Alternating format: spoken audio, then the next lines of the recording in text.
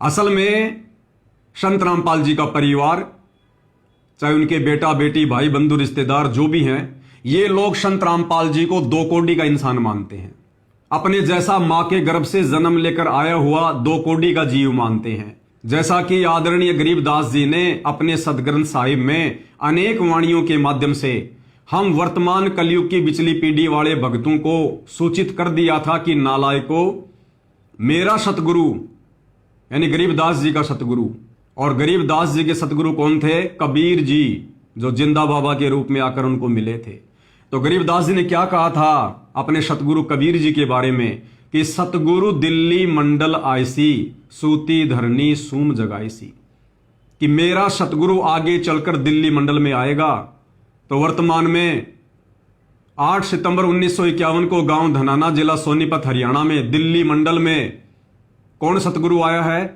गरीबदास जी का सतगुरु। गरीबदास जी का सतगुरु कौन? खुद कबीर जी। तो वर्तमान में संत रामपाल जी कौन हुए? खुद कबीर जी। तो गरीबदास जी ने पहले ही भक्तों को आगाह कर दिया था, सावधान कर दिया था कि नालायको, मेरा सतगुरु आगे चलकर दिल्ली मंडल में संत रामपाल जी के नाम से आएगा। उसको साधारण मनुष्य मानकर हल्के में लेने की गलती मत कर देना। और पहले ही गरीबदास जी ने बता दिया था कि गुरु मानुष कर जानते, वो नर कहिए अंध, और मैं दुखी संसार में आगे काल के फंद। अर्थात संत रामपाल जी को अपने जैसा मानुष मानकर, मां के गर्भ से जन्म लेकर आया हुआ एक व्यक्ति मानकर, एक साधारण संत मानकर, जो उनके साथ में रहेगा, उनका भगत बनकर भक्ति करेगा और उनको मानुष भी मानेगा। तो गरीबदास जी कहते हैं वो तो काल के लोक में जाएगा। गुरु को मानुष जो गिणे, कर चरणा अमृत को पान, ते नर नरक में जाएंगे और जन्म जन्म बने समान। यानी संत रामपाल जी का भगत होने के बावजूद भी जो उनके मार्ग को हल्के में लेगा, उनको मानुष मानेगा, तो गरीबदास जी कहते हैं वो नरक में जाएगा और युग युग तक वो कुत्ते की योनि प्राप्त करेगा। तो भाई संत रामपाल जी का परिवार तो वर्तमान में कुत्ते की योनि प्राप्त करने वाला कार्य कर रहा है, भक्ति करते करते भी। क्योंकि ये वाणी गरीबदास जी ने भक्तों के लिए कही है कि भगत होने के बावजूद अपने गुरु को जो मानुष मानेगा और देखम देखी चरणामृत भी पिएगा, वो कुत्ते की योनि में जाएगा, कुत्ते की योनि में। तो असल कारण क्या था भाई और बहनों?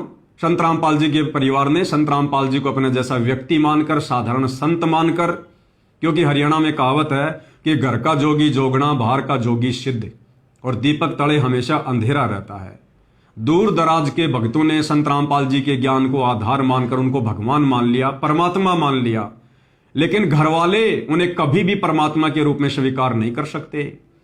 वो बेटा बेटी जो बचपन से उनकी गोद में खेले हैं, अपने बाप के थप्पड़ खाए हैं, वो कभी भी उनको आगे चलकर परमात्मा नहीं मान सकते। वो औरत जो संत रामपाल जी के साथ एक ही बेड पर सोई है, 4 निकम्मे बच्चे पैदा किए हैं, वो औरत कभी भी उनको आगे चलकर परमात्मा नहीं मान सकती। वो माता पिता जिन्होंने उस बच्चे को अपने दृष्टिकोण से जन्म दिया है, बचपन में डराया है, धमकाया है, मार पिटाई भी की है, वो माता पिता कभी भी अपने बेटे को आगे चलकर भगवान का दर्जा नहीं दे सकते। और वो रिश्तेदार कभी भी संत रामपाल जी को भगवान की दृष्टि से नहीं देख सकते। तो इस दृष्टिकोण से